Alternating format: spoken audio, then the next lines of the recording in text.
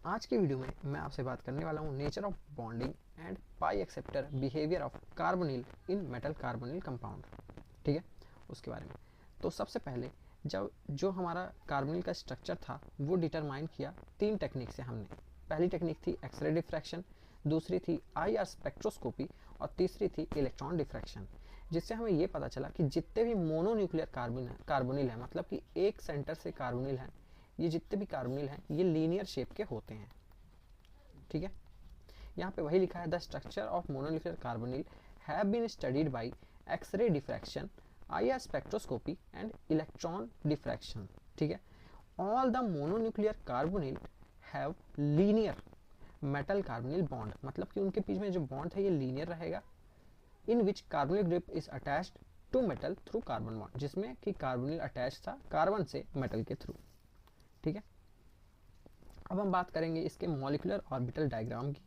तो सबसे पहले हम बढ़ते हैं इसकी इलेक्ट्रॉनिक कॉन्फ़िगरेशन में। हम जब बचपन माने कि BSc में पढ़ते हैं, हम BSc फर्स्ट ईयर में हम पढ़ते हैं केमिकल बॉन्डिंग वाला चैप्टर, तो वहाँ पे हमें इलेक्ट्रॉनिक कॉन्फ़िगरेशन पढ़ने आता ही है, ये क्लास 11-12 से हम सीख रहे हैं।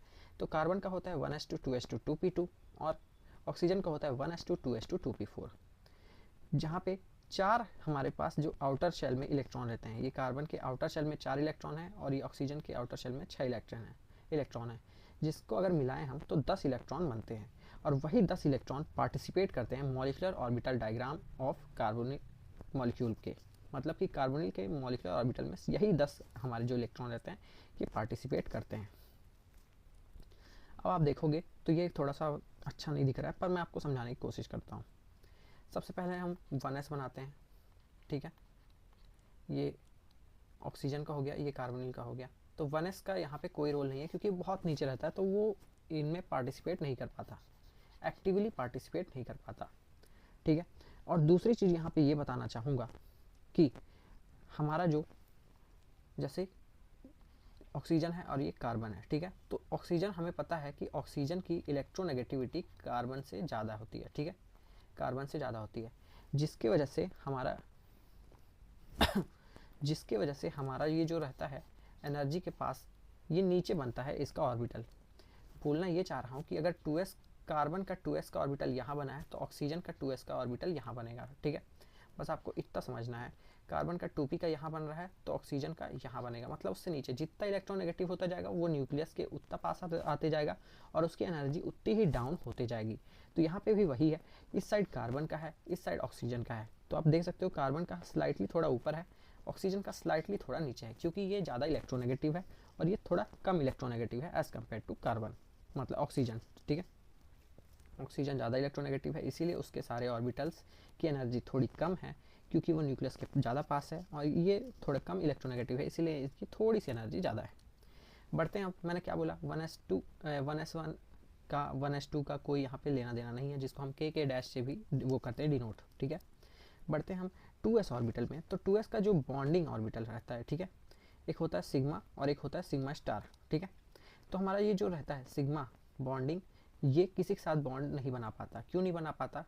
अगर आप सोचोगे कि ये तो 2s के साथ बनाना चाहिए था भैया, ठीक है, पर ये क्यों नहीं बना पाता? क्योंकि ये जो 2s ऑर्बिटल रहता है ये बहुत ही ज़्यादा नीचे रहता है। यहाँ पे आपको दिखाने के लिए मैंने ये यहाँ पे ड्रॉ कर दिया है, पर ये इससे बहुत ज़्यादा नीचे रहता है, जिसकी वजह से ये बॉन्ड नहीं कर पाता या फिर ओवरलैपिंग नहीं कर पाता ये कार्बन के 2s ऑर्बिटल के साथ। ठीक है, जिसकी वजह से होता ये है कि कार्बन के 2p हमारे जो ऑर्बिटल रहते हैं और ऑक्सीजन के 2p ऑर्बिटल रहते हैं वो आपस में ओवरलैप करते हैं, और कार्बन का 2s, एक यहाँ पे 2s का ऑर्बिटल है और यहाँ पे 2pz का सिग्मा ही ऑर्बिटल है। ठीक है, तो ये दोनों आपस में ओवरलैपिंग करते हैं और spz sigma star spz orbital बनाते हैं, हाइब्रिड ऑर्बिटल बनाते हैं।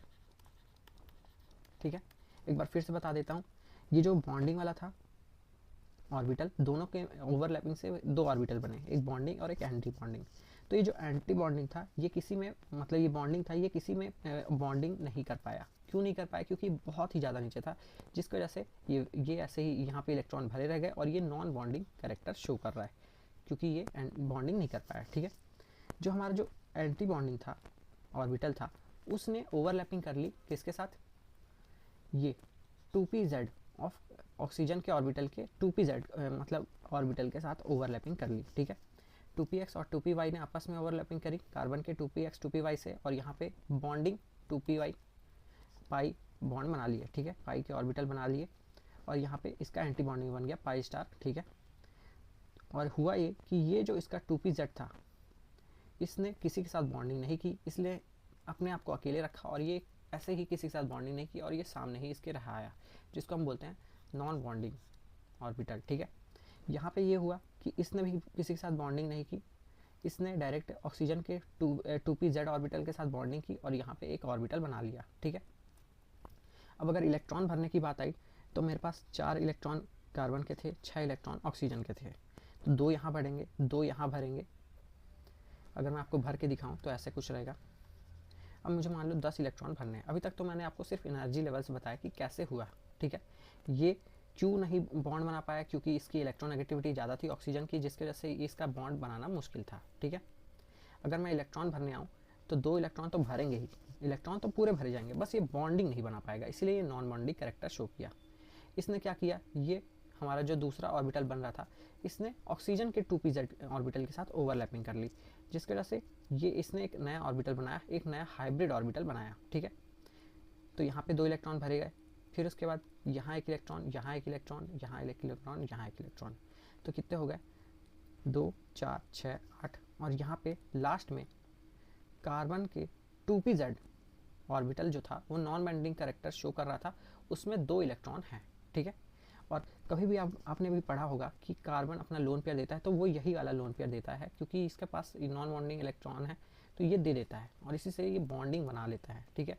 और कार्बोनिल को पाई एक्सेप्टर क्यों बोला जाता है, क्योंकि आप देखो ये जो है पाई वाला ऑर्बिटल खाली है, पाई एंटी बॉन्डिंग वाला खाली है, और ये जो सबसे ज़्यादा हाई एनर्जी में भरा हुआ है इसको हम बोलते हैं हाईएस्ट ऑक्यूपाइड मॉलिक्यूलर ऑर्बिटल, जो कि slightly anti bonding character show करता है। और जो पाई स्टार वाले हमारे जो ऑर्बिटल हैं वो लूमो है, लोवेस्ट अनऑक्यूपाइड मॉलिक्यूलर ऑर्बिटल, मतलब कि सबसे लो एनर्जी वाले अनऑक्यूपाइड मॉलिक्यूलर ऑर्बिटल है, ठीक है।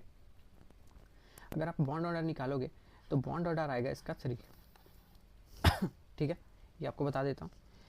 अब उसके बाद थ्योरी पढ़ लेते हैं। There is 1 sigma sp and 2 pi molecular orbital both of which are filled, मतलब कि एक सिग्मा sp है, ठीक है, ये sp है, sp हाइब्रिड ऑर्बिटल, और 2 पाई हमारे मॉलिक्यूलर ऑर्बिटल है जिनमें से ये दोनों फील्ड हैं, ठीक है, मतलब टोटल तीनों फील्ड हैं। The 2 pi star orbitals are vacant and associated with comparatively lower energy. ये देखो ये दो पाई स्टार हैं हमारे ऑर्बिटल, ये वेकेंट है और इनकी एनर्जी थोड़ी सी कम है, जितनी होनी चाहिए थी, जितनी ज़्यादा होनी चाहिए तो उससे कम है।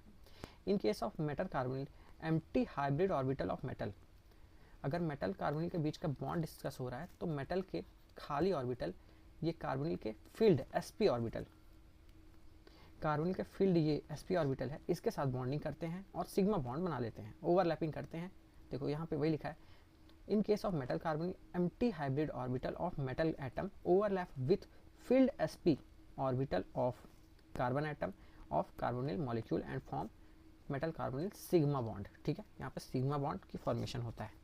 फॉर एग्जांपल अगर फॉर्मेशन हम देख रहे हैं NiCO4 का, तो सिग्मा बॉन्ड इसी तरह बनता है। Involve the overlap between empty sp3 orbital, देखो निकल के पास 4 हमारे लिगेंड लगे हुए हैं, तो अगर किसी भी मॉलिक्यूल में 1 2 3 4 होता है, अगर कभी भी 4 बॉन्ड बनते हैं तो मतलब वो sp3 हाइब्रिडाइजेशन शो करता है, मतलब वो टेट्राहेड्रल ज्योमेट्री बना रहा है, ऐसे अभी समझने के लिए, क्योंकि इसका हाइब्रिड ऑर्बिटल sp3 है तो मतलब ये टेट्राहेड्रल ही बना रहा होगा, ये हम अज्यूम करके चल रहे हैं। तो इसके जो हाइब्रिड ऑर्बिटल हैं ये खाली हैं, ये किससे ओवरलैपिंग करते हैं, वही sp जो हमारा जहाँ पे जो बचा हुआ था इस sp के साथ वो sp3 वाले आपस में ओवरलैपिंग करते हैं और चारों कार्बोनिल के साथ ओवरलैपिंग करते हैं और 3 सिग्मा बॉन्ड बना लेते हैं नए, ठीक है। पहले एक बनाता है, फिर देखता है कि हाँ बन पा रहे हैं तो मतलब चारों बना लेते हैं। यहाँ पे आप देख सकते हो ये एम्प्टी sp3 ऑर्बिटल है, ये कार्बोनिल का फील्ड sp ऑर्बिटल है, वही जो sp जहाँ पे इलेक्ट्रॉन थे, दोनों ने आपस में मिल के मेटल कार्बोनिल सिग्मा बॉन्ड बना लिया, ठीक है। उसके बाद अगर हम बात करें, अभी तक तो हमने मेटल कार्बोनिल 4 वाले कॉम्प्लेक्स को देखा, अगर 5 में भी देखेंगे 6 में भी देखेंगे तो मेटल कार्बोनिल भी सेम ही मैनर में बनाते हैं, बस वहाँ पे sp3 इसमें मेटल कार्बोनिल का sp3 हाइब्रिड ऑर्बिटल यूज़ होता है, MCO5 वाले में DsP3 यूज़ होता है और MCO6 वाले में DsP3 होता है, ठीक है, D2sp3 होता है।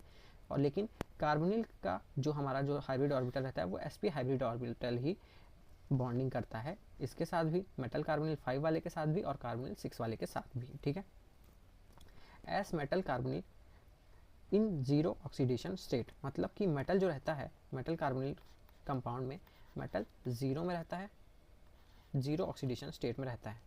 The formation of metal carbonyl sigma bond, जैसे ही इसका फॉर्मेशन होता है वो उसके वजह से यहाँ पे नेगेटिव चार्ज आ जाता है। इस नेगेटिव चार्ज को बैलेंस करने के लिए यहाँ पे एक और बॉन्ड का फॉर्मेशन होता है जिसको हम पाई बॉन्ड बोलते हैं और उसी को हम बोलते हैं बैक बॉन्डिंग। यहाँ पे वही लिखा है, sum of negative charge from, देखो यहाँ पे वही लिखा है मैंने, leads to accumulation of negative charge on metal can be reduced by transferring some of negative charge from metal to carbonyl. अब मेटल के ऊपर नेगेटिव चार्ज आया तो उसने कार्बोनिल के ऊपर वापस कर दिया ट्रांसफर, जिसकी वजह से फॉर्मेशन हो गया sigma bond. This result in addition metal carbon pi bond. इसका फॉर्म हो गया, पहले कार्बोनिल ने अपना, इसके पास पहले वैकेंट ऑर्बिटल था, इसके पास फील्ड ऑर्बिटल था, ठीक है। इसने इलेक्ट्रॉन दिया अपना, पहले सिग्मा बॉन्ड बनाया, इलेक्ट्रॉन देने के बाद यहाँ पे नेगेटिव चार्ज एक्यूमुलेट हुआ मेटल के पास तो उसने वापस दिया नेगेटिव चार्ज और यहाँ पे पाई बॉन्ड भी बन गया। This result in an addition metal carbonyl pi bond formed by overlapping of filled non-bonding d orbital on metal and empty anti-bonding pi molecular orbital on carbonyl। अब दूसरा case ये होता है कि मेटल के पास नॉन बॉन्डिंग फील्ड ऑर्बिटल रहते हैं, ठीक है। मेटल के पास कुछ कुछ इलेक्ट्रॉन रहते हैं उसके नॉन बॉन्डिंग ऑर्बिटल्स में, वो अपने नॉन बॉन्डिंग वो ऑर्बिटल्स के इलेक्ट्रॉन यहाँ पे देता है पाई के खाली वाले में। पाई स्टार के दो हमारे पाई के खाली वाले ऑर्बिटल हैं तो यहाँ पे आके बाकी आते हैं, ठीक है, इलेक्ट्रॉन।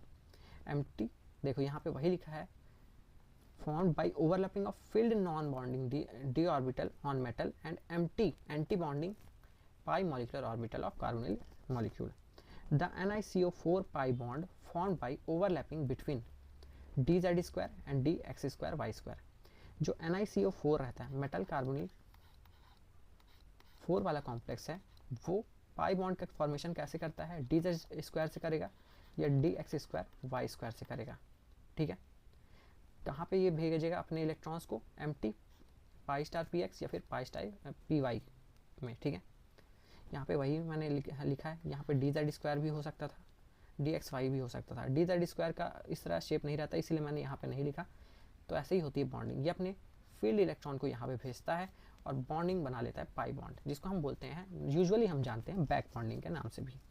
अगर आपके पास कभी भी मेटल कार्बोनिल 6 वाला आ जाए तो उसके जो फील्ड इलेक्ट्रॉन हैं, फील्ड हैं, ऑर्बिटल हैं, वो DXY, DYZ और DXZ ऑर्बिटल ओवरलैपिंग करेंगे इसके पाई स्टार में, ठीक है। यहाँ पे वही फिर से बता देता हूँ, मेटल के कार्बोनिल अगर 4 है तो DZ स्क्वायर और DX स्क्वायर वाई स्क्वायर वाले ऑर्बिटल ओवरलैपिंग करेंगे पाई बॉन्डिंग के लिए। पर अगर मेटल कार्बोनिल 6 है, जैसे टेट्राहेड्रल कॉम्प्लेक्स था, ये ऑक्टाहेड्रल कॉम्प्लेक्स है, तो ऑक्टाहेड्रल कॉम्प्लेक्स में DXY, DYZ और DXZ ही ओवरलैपिंग करेंगे, ठीक है। ऐसा क्यों होता है, क्योंकि इसके जो लोब्स रहते हैं वो ऑन द एक्सिस वाले ऑर्बिटल को ही प्रेफर करते हैं, DZ स्क्वायर और DX स्क्वायर वाई स्क्वायर, ये इन ऑर्बिटल को ही प्रेफर करते हैं पाई बैक बॉन्डिंग के लिए, जबकि ऑक्टाहेड्रल के केस में इन बिटवीन द एक्सिस वाले ऑर्बिटल को प्रेफर करते हैं, ठीक है। क्योंकि जो हमारे दूसरे बॉन्ड रहते हैं वो सिग्मा बॉन्डिंग में दूसरे ऑर्बिटल रहते हैं, इसके जो DXY, DYZ और DZX जो हमारा ऑर्बिटल था वो सिग्मा बॉन्ड में यूटिलाइज हो गए। अब इसके पास खाली सिर्फ यही बचे हैं। ऑक्टाहेड्रल के केस में DZ स्क्वायर और DX square y square sigma bond में यूटिलाइज हो गए और खाली यही बचे, इसीलिए ऐसा होता है, ठीक है। As DZ square and DX square orbital have been already used in the formation of 6 D2sp3 hybrid orbital. पहले ऑक्टाहेड्रल ने 6 बॉन्ड बनाए जिसका हाइब्रिड ऑर्बिटल बनाए जिसका कॉन्फ़िगरेशन था, मतलब हाइब्रिडाइजेशन निकला D2sp3, तो वहाँ पे उन्होंने ये दोनों ऑर्बिटल यूज़ किए। अब उसके पास बचे हुए खाली ऑर्बिटल से ही तो बनाएगा, ऐसे तो है नहीं कि अब उसके पास जगह है नहीं वहीं पे भर रहा है, जब उसके पास खाली जगह है तो उसने वहीं से ओवरलैपिंग की। तो अगर आप देखो इन निकल के चार, जहाँ पे 4 कार्बोनिल कंपाउंड थे, तो जो 2 कार्बोनिल थे उनमें 2 में सिग्मा बॉन्ड बना और रिमेनिंग 2 में पाई बॉन्ड बना। अगर मेटल कार्बोनिल 6 वाले कंपाउंड में देखोगे या फिर ऑक्टाहेड्रल कंपाउंड में देखोगे तो 3 कार्बोनिल में जो लिंक थे मेटल से, 3 में सिग्मा बॉन्ड बना और 3 में ही पाई बॉन्ड बना। ठीक है, यहाँ पे वही लिखा है। Formation of metal carbonyl pi bond provide an additional strength. ये क्या करता है, पाई बॉन्ड क्यों बना रहे हैं, क्योंकि एक तो स्ट्रेंथ देता है कि एक बॉन्ड से भले 2 बॉन्ड, ठीक है, एक बॉन्ड से भले 2 बॉन्ड, इसलिए ये करता है। पहला रीज़न तो ये है एक्स्ट्रा स्ट्रेंथ मिलती है मॉलिक्यूल को, और दूसरा रीज़न ये रहता है कि मेटल के ऊपर नेगेटिव चार्ज को हटा देता है, इसीलिए पाई बॉन्डिंग ज़रूरी है। ठीक है, उससे ये होता है कि अगर पाई बॉन्ड, ये मेटल के ऊपर नेगेटिव चार्ज नहीं हटता तो ये अनस्टेबल रहता। तो यहाँ पे कार्बोनिल 2 काम करता है, एक डोनर का भी करता है, एक एक्सेप्टर का भी करता है। पर यहाँ पे CO in carbonyl function as poor donor, ये पुअर डोनर बना, पहले इसने सिग्मा डोनर किया, पर जैसे ये मेटल के साथ आया तो ये एक्सेप्ट भी कर रहा है, क्योंकि ये उसमें चार्ज एक्यूमुलेट नहीं होने दे रहा है। यहाँ पे वही लिखा है as poor donor, but in the formation of metal carbon pi bond the poor donor becomes a better donor. पहले ये बेटर डोनर की डोनेटिंग किया, मेटल को अपने इलेक्ट्रॉन दिया, जिसकी वजह से सिग्मा बॉन्ड का फॉर्मेशन हुआ। फिर उसके बाद इसने पाई बॉन्ड का फॉर्मेशन करके उसके इलेक्ट्रॉन्स ले लिए एक्सेस।